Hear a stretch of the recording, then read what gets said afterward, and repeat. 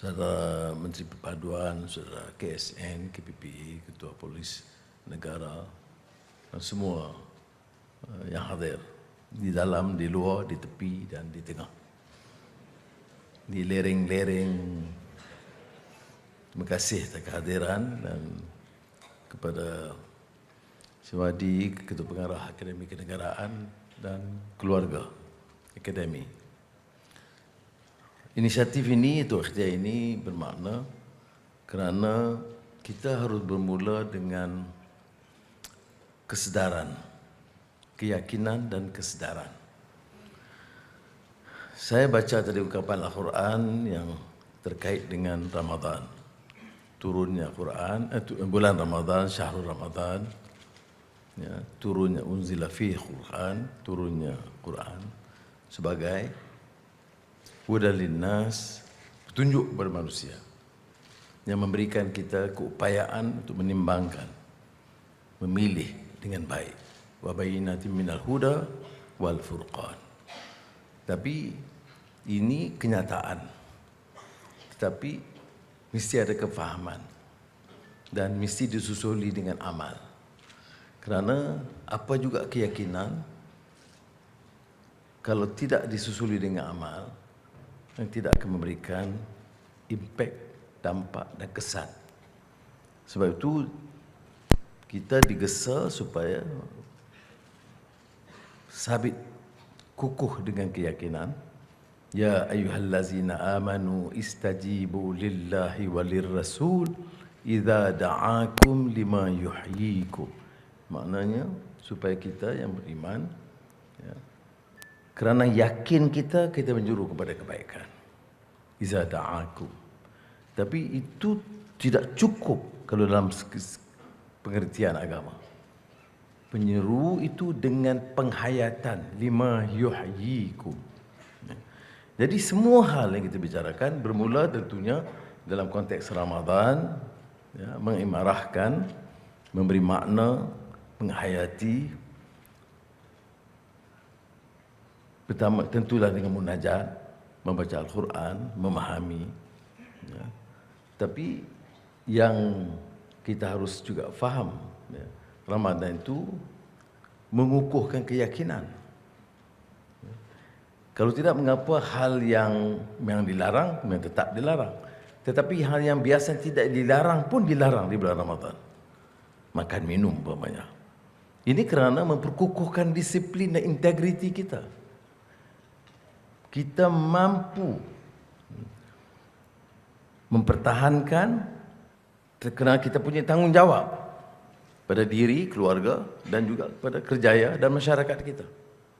Maknanya Ramadan ini mesti meningkatkan keimanan kita, memperbaiki akhlak kita, disiplin kita, integriti kita dan keprihatinan kepada nasib masyarakat yang miskin dan melarat.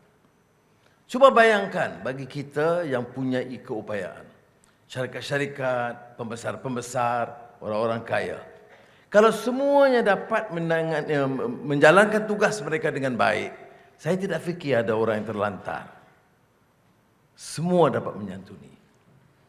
Jadi semalam dalam syurat penyelarasan pelaksanaan ini dihadiri oleh KSN dan KPPE, ada juga cadangan katanya.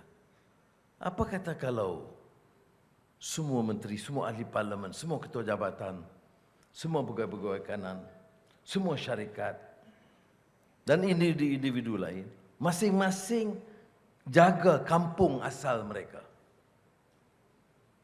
Masalahnya, kemudahannya, orang yang paling terlantar dan miskin, boleh tak kita jadikan ini sebagai tekad Ramadan tahun ini? Bayangkan berapa ribu orang yang agak dalam kategori atas sikit lah. Kalau ketua pengarah jabatan audit itu kira atas banyak lah. Dan di bawah ada lagi ketua-ketua jabatan. Kalau semuanya pilih kampung asal dia dan ambil tanggungjawab, dia itu patut cari jalan dan kaedah menganggap kampung itu sebagai kampung dia dan keluarga dia. saya rasa setengah bila masalah kita boleh selesai. Jadi seperti biasa saya umum, KSN nanti terpaksa cerakin atur lah. Dan KPPA akan buat siaran lah. Dan mudah-mudahan dalam tempoh seminggu, kita ada satu cadangan baru. Selain daripada yang kita sediakan. Ya. Dan saya tidak fikir terlalu sukar. Kerana saya juga umumkan dalam Belanjawan Madani kedua, November tahun lalu, bahawa kita juga cari jalan tiap kampung, termasuk kawasan-kawasan miskin bandar. Kita akan sediakan minimal RM50,000, maksimal RM100,000 untuk masyarakat itu sendiri menentukan projek yang mereka laksanakan. Projek ekonomi. Kerana soal infrastruktur itu tanggungjawab kerajaan. Ya. Tetapi projek ekonomi dia nak hidupkan. Apakah pertanian, apakah jahitan dan lain-lain. Dan tentunya sebagai anak kampung harus ambil tanggungjawab itu. Jadi saya mula dengan cok tok kun Bukit Tajam. Jadi saya terpaksa dalam tempoh seminggu ini, kemudian panggil kawan ke, telefon ke, ataupun boleh balik susah, acara dah penuh. Untuk menentukan wakil wanita, belia, jawatankuasa masjid, jawatankuasa kampung, semuanya itu ada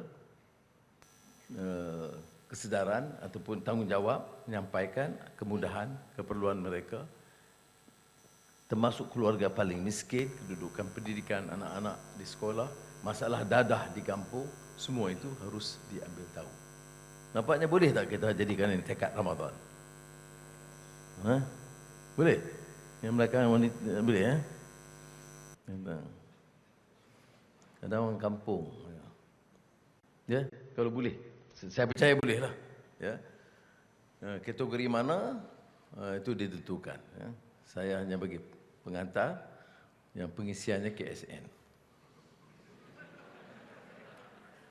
Baik.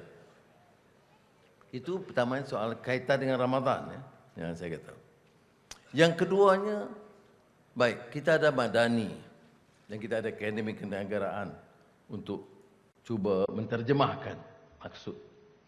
Jadi orang tanya, dari mana kita harus mula? Menarik kerana soalan ini daripada, kalau sudah tengok Paideia Principle daripada zaman Yunani. Dia Paideia, maknanya Sokrates, Aristotelian. Itu dia mesti dia Paideia, maknanya dia ada soal jawab. Dan di Mesir, dan keadaan pergelutan idea, ideologi dan pahaman, banyak yang disoal dan ada diberikan jawapan. Dan sebelum kemerdekaan umumnya kiblat kita tu ke barat. Jadi Khalid Muhammad Khalid, seorang sarjana ulama, dia tulis min huna nabda. Dari mana kita harus bermula? From where do we begin? Ataupun from where do we start? Dan jawapan dia cara tidak langsung, kita terpaksa kiblat ke barat. Di dunia kita juga, di kalangan sarjana awam Melayu, semuanya memang kiblatnya ke barat. Salah seorang pemikir dan sarjana ulung Indonesia, Sultan Takzir Ali Shahbana, itu dia menulis juga bahawa untuk maju Indonesia itu harus tunduk kepada kekuatan barat, teknologi barat, ilmu barat. Walaupun di akhir hayat dia anjak sedikit dan mula terima kenyataan kekuatan budaya Indonesia dan agama Islam. Jadi soalannya, min huna na'lam, dari mana harus kita bermula? Jawapan diberikan oleh seorang sarjana yang hebat, Syekh Muhammad Al-Ghazali, almarhum sekarang, pernah kita anugerahkan penghormatan dari Universiti Islam Antarabangsa 25-30 tahun dulu, semasa saya jadi presiden UIA. Dia jawab, kerana min huna nabda itu tidak memberi jawapan. Dia seolah-olah persoalan dan seolah tidak ada pilihan bagi kita. Jawapan Syekh Muhammad Al-Ghazali adalah kepada persoalan min huna nabda, itu dari mana harus kita mula? Jawapan dia, min huna na'lam. Kita harus bermula dengan ilmu, dengan hikmah. Our beginning in wisdom. Knowledge and wisdom. Jadi jangan kita seolah kita terpinga-pinga tanya macam mana nak mula, macam mana mula. Mula dengan ilmu, mula dengan kefahaman. Dan manusia diberikan Allah SWT kekuatan untuk menanggapi masalah. Dan dia tidak guna hanya 14 perkataan dalam X ataupun dalam beberapa kenyataan dalam TikTok. Kalau kita mau adakan perubahan, islah mastata'tu di negara kita, perubahan sebaik daya upaya kita, kita mesti tingkatkan kefahaman. Kita mesti ada satu semangat baru dalam negara kita, bahawa negara ini, Malaysia, berhak mendapat pimpinan, pentadbiran, ekonomi, mutu pendidikan, kesihatan yang jauh lebih baik daripada yang kita capai hari ini. Mesti ada tekad itu, baru boleh bergerak maju. Kita sudah longlai, lemah, lembab sekian lama. Kita terima kenyataan seadanya. Kita terima kenyataan bahawa siapa saja menjadi pimpinan mesti kaya raya. Bahawa rasuah skala besar di kalangan pembesar-pembesar itu perkara biasa. Kita terima kenyataan bahawa penjawat awam menjalankan tugas sekadarnya, seadanya. Kita terima kenyataan bahawa ada kelemahan dalam bidang penguasaan. Dan terima kenyataan Jabatan Audit Negara, tegurannya ribuan masalah setiap tahun dan kita ulang masalah itu selama puluhan tahun. Sudah sampai ketikanya untuk mana-mana masyarakat dan negara, kalau mau selamatkan negara kita, bangsa kita, agama kita, kita mesti wujudkan perubahan dan melonjak daripada keadaan lembab ini. Kita adalah satu bangsa yang punya sejarah yang gemilang. Kita adalah negara yang punya potensi yang jauh lebih baik. Jadi kalau sudah tanya apa dia, dari mana kita harus mula? Kita mula dengan tekad. Kita mula dengan kefahaman, kita mula dengan kesungguhan melaksanakan kata-kata. Yang saya sebut bil amal limahyuy. Faiza apa? Iza da'akum limahyuhyikum. Penghayatannya. Sudah. Saya tahu, saya pun bergelut dalam hidup dan saya bersyukur kepada Allah SWT di umur yang agak sudah lanjut ini diberikan kesempatan untuk menjabat jabatan sebagai suara jurubicara umat untuk sama-sama memperbaiki kelemahan-kelemahan yang ada. Dan saya yakin kita boleh dan kita mampu. Ya, negara ini negara kecil ketimbang negara-negara besar. Tetapi negara ini kecil ini boleh membawa jiwa dan suara besar dan gagah di pentas dunia.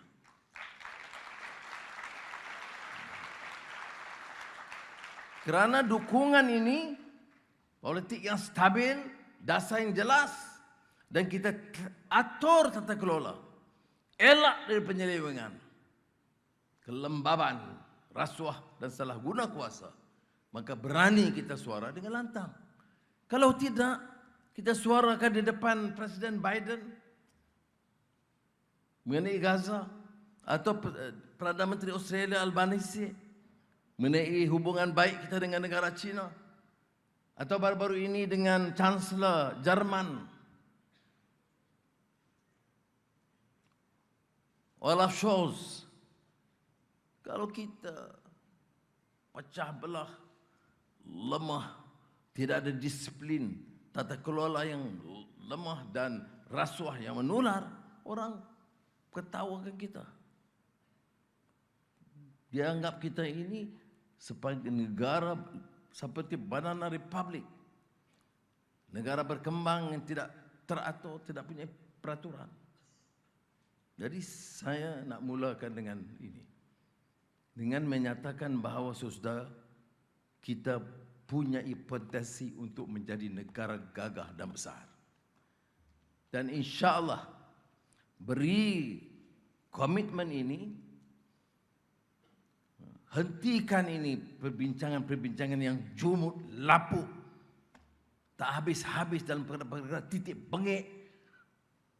Negara harus maju, saudara. Negara kalau mau maju ini mesti tumpu pada pengetahuan, ilmu baru, digital technology dan transformation. Tahu bahawa dalam soal sistem tenaga itu sendiri ada energy transition. Tahu bahawa kita perlu anak muda yang cukup terlatih, bukan sekadar TVET dan engineers dan doctors dan professionals, tetapi tahap yang lebih tinggi.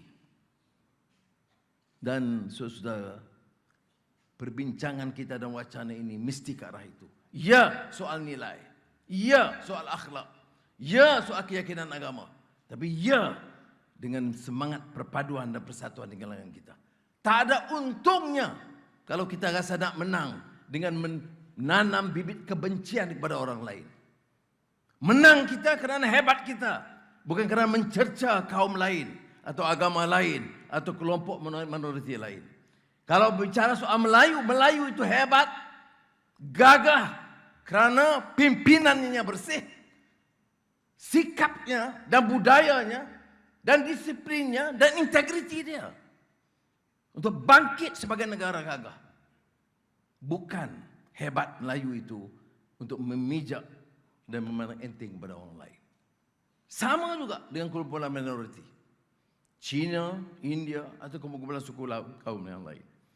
Mereka juga harus terima kenyataan bahawa negara ini terasnya masih Melayu,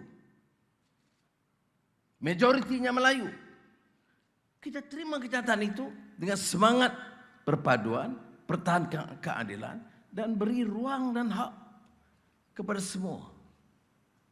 Dan saya tekankan hal ini karena kadang-kadang kita tak habis-habis dengan bicara ini. Bicara ini tidak memenangkan kita, saudara. Iman pun tidak bertambah, ilmu pun tidak bertambah, akhlak pun tidak diperbaiki, ekonomi jauh lagi. Yang menang hanya jeritan. Ini yang pernah saya ingat kupasan Profesor Hussein Alatas, kita dan Islam tak salah saya. Kita bila bicara soal Islam ini, menang tukang-tukang jerit, bukan tukang-tukang amal, bukan tambah kefahaman, ya, tetapi menjerit untuk menghukum orang. Pantas menghukum, melemahkan, mencerca dan senang. Jadi saudara, ya ini bukan medan politik, tapi saya nak jelaskan di sini. Ya. Pertama, keyakinan kita. Kita harus tanya diri kita. Kita mau kekalkan Malaysia di tahap ini atau kita mau angkat martabat kita supaya nasib anak cucu kita itu lebih baik dan terjamin daripada kita. Itu soalan yang kita kena jawab. Orang yang waras mesti jawab kerana Allah angkat darjat manusia. Walaqad karramna bani Adam. Allah has exalted the children of Adam. Kita akan jawab, tentunya kita akan berbuat sesuatu yang lebih baik, menjamin masa depan yang lebih baik untuk anak cucu kita.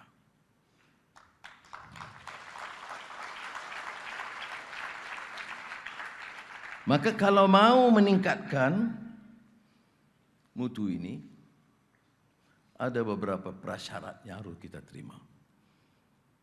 Dalam agama, dalam budaya, dalam negara. Seperti mana kita ada rukun iman, rukun Islam, dalam negara kita ada perlembagaan. Kita ada kerukunan yang harus kita terima. Kita ada peraturan dan undang-undang. kita terima kenyataan Malaysia ini, walaupun majoritinya sudah bercecah lebih 60% Melayu Bumi Putra, kita harus terima kenyataan negara ini masih berbagai kaum dan berbagai agama. Dan untuk hidup dengan aman damai, sementara Islam itu dihayati dan dimartabatkan, dan bahasa Melayu dimartabatkan, dan hak keistimewaan Melayu Bumi Putra dipertahankan, dan kedaulatan raja-raja Melayu, dia tidak sekali-kali memberi maksud untuk meremehkan, merendahkan atau menghinakan hak sesiapa. Dan saya tegaskan sudah, tidak untung, tidak menang kita dengan sorakkan jerit untuk menghina orang lain. Menang kita itu hanya dengan integriti kita, kewibawaan kita, keterampilan kita, kepetahan kita. Dan ini harus dibina.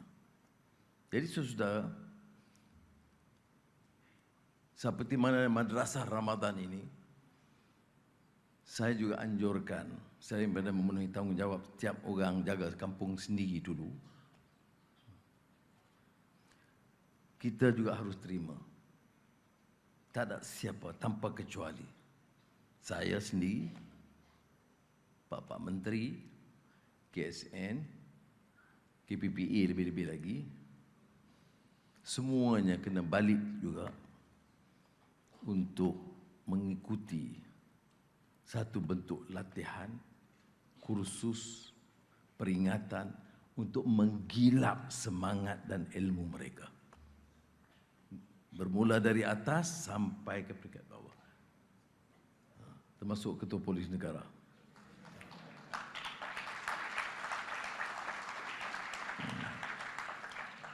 Jadi kita jadi kesungguhannya ada kesedaran kesatuan pemikiran. Apa yang kita lakukan? Ya. Dia ada yang disebut thabit, yang pokok, yang tak dipertikai. Sembahyang 5 waktu, tak payah pertikai. Keutamaan sembahyang sunat, ada nak yang itu, ada yang ini. Itu soal-soal boleh. Seperti mana perdebatan soal usolli dan qunut. Sembahyang tak ada tolak ansur, solat. Nak usolli, nak qunut, itu boleh bahas asing. Itu soal furu'. Jadi dalam hal ini ada beberapa perkara pokok kewarganegaraan, kenegaraan yang harus kita pikul dan fahami bersama. Saya ini orang optimis. Saya ini mewakili sikap yang percaya bahawa masyarakat dan umat itu boleh bangkit. Dan saya memang pengkaji dan peminat sejarah. Saya lihat sejarah itu menunjukkan orang sama, budaya sama, agama sama. Kadang dia naik, kadang dia surut. Jadi bukan budaya dia, bukan agama dia, orangnya itu. Saya baca umpamanya teori Abdurrahman Ibn Khaldun yang selalu saya popularkan dalam bukunya Muqaddimah.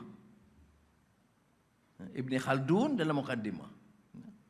Masyarakat yang asalnya Umran Baydawi, nomadic culture. Kemudian berkembang di kota, berasaskan di kota, berkembang jadi Umran Hadari. Satu peradaban tamadun baru. Kerana apa? Kerana semangat, kekuatan esprit de corps, asabiyah dia yang positif. Kerana apa? Kerana idealism dia. Kerana generasi itu seperti menjadi generasi awal, dia mau merdeka. Dengan merdeka perlu kesatuan, perlu pimpinan dengan semangat dan pengorbanan. Maka lihat petani, peladang, pekerja bertungkus lumus tanpa allowance, tanpa apa-apa kepentingan, hanya nak capai kemerdekaan. Untuk apa? Dia megah, bangga, dignity, berasa dignified dengan negara yang merdeka dan cemerlang. Wanita-wanita lepaskan gelang emas, cincin mereka untuk memberi tambang kepada pemimpin-pemimpin negara pada masa itu, pergi ke London dan balik untuk berunding mendapatkan kemerdekaan. Itu contoh di sini. Tapi kepuasan Ibn Khaldun di utara Afrika, dia kata semangat itu yang bangkitkan mereka. Jadi negara kuat, maju, baik. Satu generasi semangat, bina, pendidikan, kesihatan, ketenteraan, ekonomi berkembang, baik. Generasi kedua, tenang sedikit. Generasi ketiga, sudah mewah. Dia tak tahu apa arti pengorbanan dan kerja kuat dan semangat. Dia tahu boros. Dia tahu hidup dengan segala kemewahan dan leka. Dan dia mula tolak ansur. Bila terhakisnya cita-cita murni dan idealism, maka rasuah dia izinkan. Rasuah jadi budaya. Kalau tidak ambil, jadi bodoh. Dia kata, Menteri Kewangan, tak ambil. Bodoh. Kerana kefahaman ni budaya, seorang Menteri Kewangan atau Perdana Menteri mesti kaya. Anak-anaknya mesti bilioner. Dan orang boleh terima. Yang boleh jahanam negara ini bukan saja pimpinan. Rakyat pun boleh terima. Apa salahnya? Dia pun lama jadi menteri, dia dah 2-30 bilion, tak ada apa-apa lah. Baik. Jadi rakyat pun boleh memaafkan. Kemudian tentunya boleh dah diketahui, dia pun dah tua. Orang kata, tua biarlah. Masa muda dia rasuah sikit, masa tua pun ada rasuah banyak. Takkan masa korporal nak dapat banyak.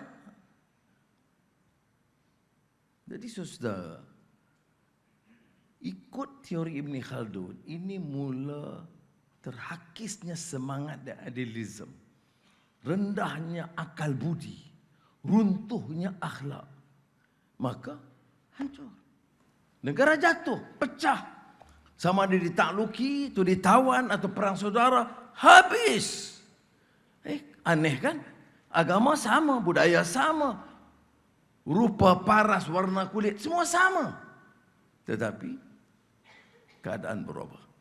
Dan lihatlah semua negara begitu. Jadi saya tidak mau bicara yang lalu. Cuma saya nak sebut negara ini yang punya potensi untuk terangkat sebagai negara hebat sudah kian longgar dan malap.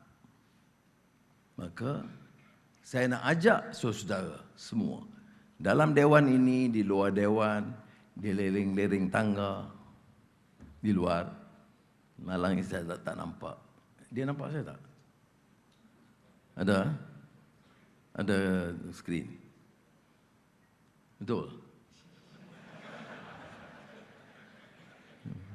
Dia saya pengalaman banyak. Aku tanya KSN gitu. Ya, tapi saya belum tahu betul ya tidak. Dia kalau sudah tengok dulu Yes Minister series tu Yes Prime Minister, dia yes, tapi maksud yes no saya tak tahu lagi. Ya, tapi yang saya nak sebut di sini, saya nak rayu pada saudara dalam menghidupkan Madani ini. Be positif. Mana negara tak ada masalah? Mana tak terasa kadang-kadang terpinggir? Kalau fikirkan dulu masalah kita, memang ada. Semua ada. Tapi lihat ke depan. Lihat keupayaan kita. Lihat bagaimana boleh kita angkat. Macam tadi di Kementerian Keuangan saya baca semua yang positif. Pertumbuhan ekonomi baik, pelaburan terbaik dalam sejarah. Bayangkan tahun lalu. Inflasi turun. Tapi tidak bermakna barang tak naik, ada masalah. Ringgit memang tercapai, tapi walaupun dia sedikit mengukuh. Kerana hanya satu pengumuman Fed di Amerika Syarikat malam tadi, hari ini ringgit kuat. Kalau dia naik lagi interest rate, ringgit jatuh. Tetapi semua yang lain, pengangguran, inflasi, pelaburan, hasil dalam negeri, Semua bertambah yang positifnya. Dan kalau kita kekalkan ini, dan harapan, saya dulu ke negara China, ada banyak negara, tapi baru ini ke Australia. Di Amerika Syarikat sebelum itu, dan terakhir di Jerman. Walaupun sikap saya tegas soal hubungan kita, hak kita. Malaysia saya kata negara merdeka. Jangan kamu atur siapa kawan kita, siapa lawan kita. Kamu setuju tak setuju itu soal kamu. Terima kasih, saya dengar. Tetapi saya tidak patuh. Keputusan kita nak berkawan dengan siapa, dan kita berkawan dengan semua untuk menjaga kepentingan negara kita. Jangan orang lain atur. Negara ini negara merdeka dan berdaulat. Dan kita mesti pertahankan kedaulatan ini. Sebab itu saya kata, walaupun tidak disenangi oleh setengah orang, kita nampak baik dengan negara China. Saya kata itu keputusan kita. Bukan kita baik untuk menjadi hamba dia, tidak. Kita bebas sebagai negara merdeka. Kemudian di Jerman ditanya, Hamas itu teroris.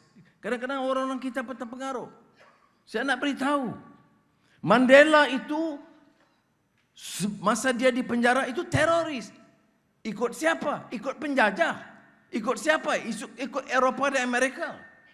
Tapi ikut orang kulit hitam, ikut kita, dia itu pejuang kebangsaan, pejuang rakyat yang menentang apartheid. Mat Kilau itu kalau untuk Inggris siapa? Pengganas. Tapi untuk orang Melayu dia itu pejuang kebangsaan, menentang penjajah Inggris, memerdekakan negara. Itu keadaannya semua. Gandhi, Mohandas K. Gandhi, Gandhiji. Apa Winston Churchill kata? A semi-naked fakir. Bayangkan, karena dia pakai baju kain putih. Winston Churchill, panglima pemimpin gagah dunia masa itu. Brilliant mind, tapi bapak penjajah. Dia tengok India nak minta kemerdekaan, apa dia kata? Ini semi-naked fakir. Seorang ketua India, dia anggap itu. Kamu ni layaknya sebagai seorang fakir, miskin yang pakaiannya separuh telanjang.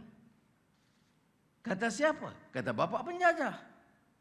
Tapi kata orang India, Gandhi, bapak pejuang, bapak kebangsaan. Bapak pejuang kebangsaan India. Jadi kita lihat di situ. Jadi bila saya ditanya di Jerman, walaupun ada hal-hal yang mungkin saya tidak setuju dengan Hamas, tapi saya tidak tunduk kepada naratif mereka. Itu naratif mereka. Jadi saya jawab, semua yang kamu panggil pengganas dulu, di Indonesia, di Algeria menentang Perancis, di Libya menentang Itali, di Vietnam menentang Perancis dan Amerika, semua yang berjuang kamu panggil pengganas.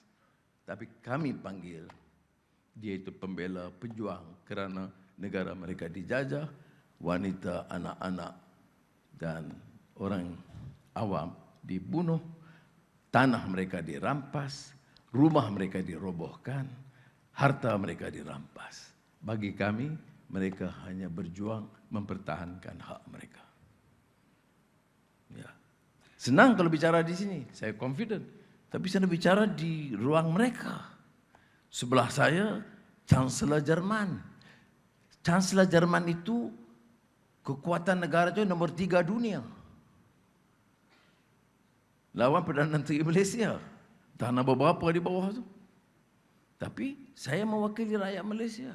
Saya jaga dignity dan maruah dan kedaulatan negara ini. Saya bicara pertahankan hak rakyat Malaysia. Ya. Jadi gemuruh juga. Yang media semua dia. Semua anti kita, maknanya tidak setuju dengan pandangan saya. Tapi inilah. Mengapa saya berani? Ya pertamanya dengan kudrat Allah SWT, tapi kerana saya percaya saya mewakili suara keramat rakyat Malaysia. Jadi saudara, untuk rumuskan, apa dia yang nak sampaikan?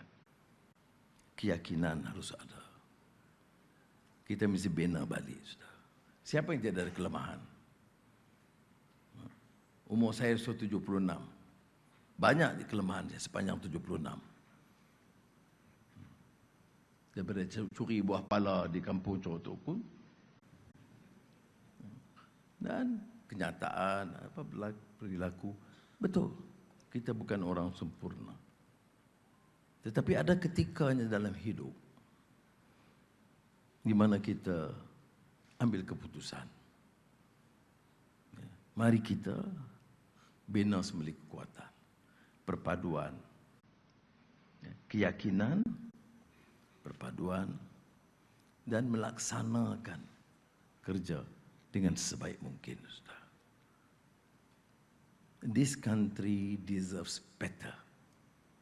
I always have this firm conviction that this is a great nation, has an enormous potential to become a major power economically, politically, socially, educationally, dan untuk menjamin keselesaan rakyat semua. Syaratnya kita bergerak. Bincang nak bincang, tapi sudahlah dengan gelagat-gelagat yang merosakkan. Kadang saya juga menonton, saya berhadir di parlimen, saya juga nonton. Sebelah sini pun kawan, sebelah sana pun kawan. Sebelah sini pun berjuang lama, lawan pun ada juga belah sini dulu.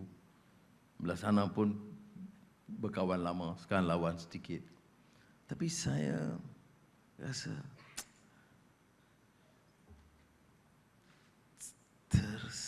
sentuh hati saya.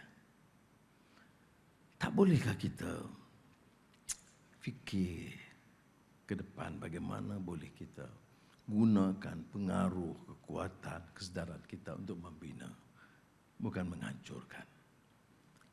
Lebih sukar membangun dari meruntuhkan. Seperti mana bangunan. Untuk membangunkan bangunan mengambil waktu. Untuk meruntuhkan sangat mudah. Jadi akhirul kalam dalam konsep madani ini dengan pimpinan ada beberapa saranan yang saya telah ketengahkan. Pertama, soal diri kita, pembacaan kita, menambah ilmu, menambah amal, betul. Kedua, selain daripada jalankan tugas yang sedia ada, jaga kampung halaman asal kita. Itu yang harus kita kerjakan. Dan ketiga, fikir ke depan apa yang diperlukan oleh negara. Yang baik sudah ada. Kita tahu umpamanya kalau microchips, hub Malaysia itu sekarang hampir nombor 1 selain daripada Amerika, tarikan untuk Asia. Kalau Jerman sudah pilih Malaysia sebagai the major hub of chip industry in Malaysia. Kita harus lakukan sesuatu dan ia memerlukan pimpinan politik, penjawat awam, syarikat-syarikat swasta dan umumnya rakyat, petani, nelayan, peladang untuk bawa kesedaran baru ini dan angkat martabat. Percayalah saudara, kalau ada semangat ini, tak payah tunggu 10 tahun.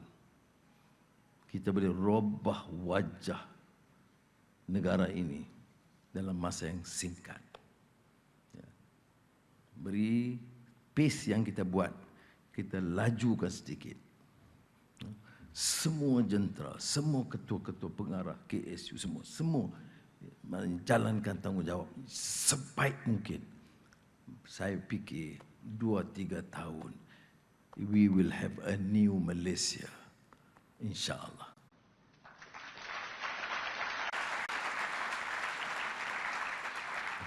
Sekali lagi saya ucap terima kasih kepada semua yang hadir dan sabar. Dalam keadaan lapar, sabar, itu bagus. Dan saya terharu kerana dalam lapar-lapar pun tak ada yang ngantuk. Yang mengantuk dia menyorok belakang. Terima kasih banyak kepada saudara. Terima kasih banyak dan saya hargai semangat yang ditunjukkan. Dan saya doakan kepada Allah SWT mudah-mudahan diberikan kekuatan untuk meneruskan kerja dan amal kita. Wassalamualaikum warahmatullahi wabarakatuh.